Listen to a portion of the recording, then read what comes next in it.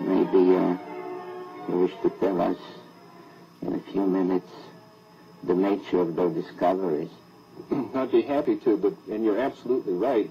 As a matter of fact, the date on here I was just noticing is 14 August 1978, which was just about 6 weeks after we discovered the fact that Pluto has a satellite.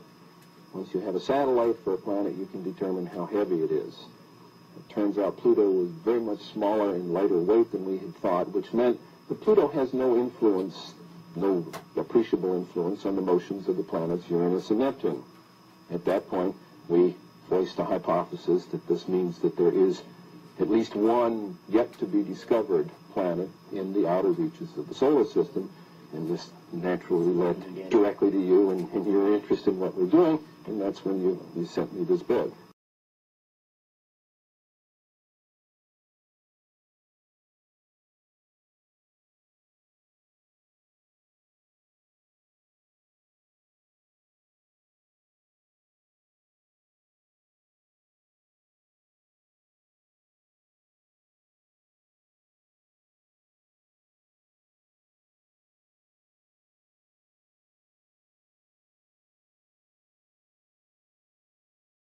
You have then postulated the existence or the appearance in some time years ago of a celestial body which you, I think, named in the paper an intruder.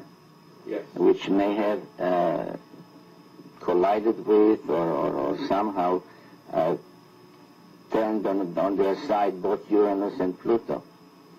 It did a lot more than that, as a matter of fact. In that paper, we hypothesized that this intruder passed very close to Neptune, that it dislodged one of what we didn't think were many satellites of Neptune, and one of them became the planet Pluto. We actually think Pluto was an escaped satellite of Neptune.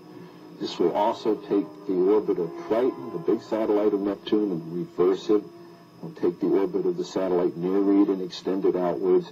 We can produce all of the observed aspects of the satellite system of Neptune plus Pluto's orbit just with this one single intruding planet.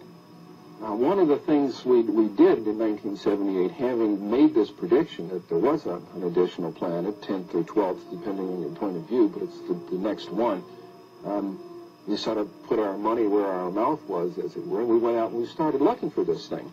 And we've been searching for 12 years for this thing. We've been able to refine the search area somewhat, get it rather narrowed down. We do our predictions based on the observed anomalies in Uranus and Neptune.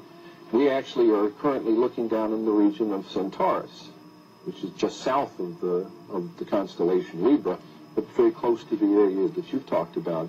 I think, Dr. Harrington, you have a pretty good picture, at least in your own mind, of what we're talking about, a big planet, a small planet. But if it is in the kind of orbit that we describe here, it would have to be a planet that would have a mass something like 3 to 5 times the mass of the Earth. This would put it intermediate between the gaseous planets like Uranus and Neptune and the terrestrial planets that we have in the inner part of the solar system. So if this planet turns out to be in a 3,600-year orbit, then its mass will be correspondingly larger. But we're talking about something, it's a perfectly reasonable kind of planet. It looks like a good, nice planet, small enough that it's not going to be completely enveloped in gas, so it's perfectly capable of supporting life forms of one kind or another. This one here is the map of the solar system as we know it. The inner planets, this is the orbit of planet Pluto. And this here is the orbit that I have proposed for the 10th planet. Here's where we think it is right about now in its orbit.